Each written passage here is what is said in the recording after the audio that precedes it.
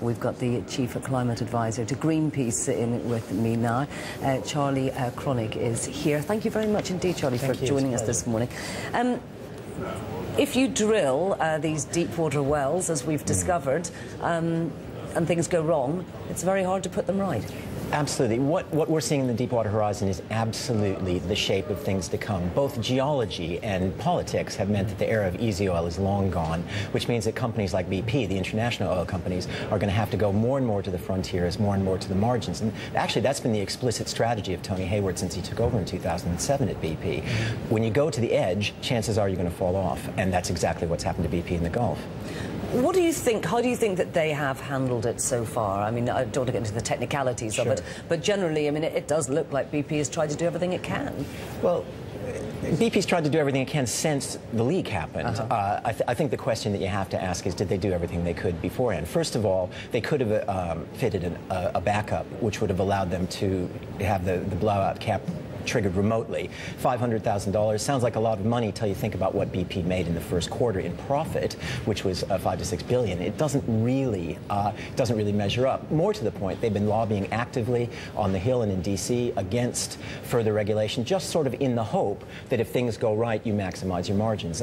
I'd suggest, I think Greenpeace would suggest, that's not a very good business plan, either for the business, as you just mentioned, in terms of what's happened to their share value, but also in terms of what's happening to the environment. Now, what do you think the U.S. government's response has been like? I mean, Barack Obama, I think, has tried to talk tough, hasn't he?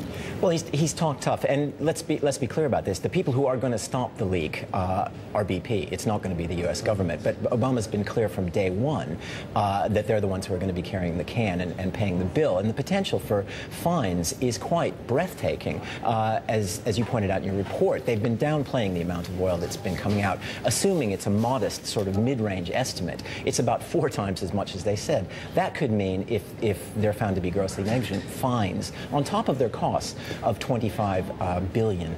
Now, when you think about the fact that BP and Shell together represent 25% of the dividends in the UK equity market, that's not just a problem for BP and Shell, that's a problem for everybody who's got a pension, that's a problem for everybody who's paying council tax and whose local government is investing in this. This is a problem for everybody.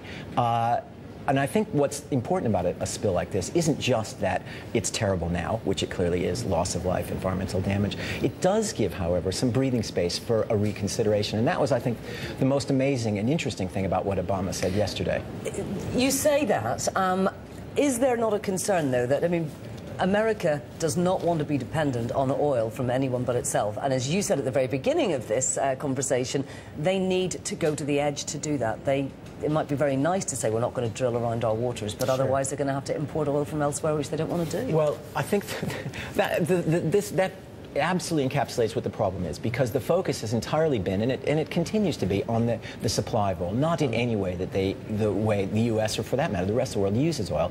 I'm from the States, although I live here in the UK. The U.S. car fleet is notoriously thirsty. If it just came up to the standards of the EU car fleet today, not some sort of technology forcing future, the standards today, they could do away with 2.2 million barrels a day of oil. What the U.S. needs to do, and I think what Obama is beginning to get a grip on, it's not just about the supply. They really seriously have to focus, about the way they use energy, and then begin the shift to non-fossil, non-oil-based energy. It's not going to happen overnight. Probably won't even happen in 10 years. But until you start, it's not going to happen at all. Do you think that this might begin that conversation? Well, the conversation's begun several times. It's one of those stop-start conversations, but it has created more political space than anything in the last decade, and certainly anything during the Bush administration, to operationalize that conversation.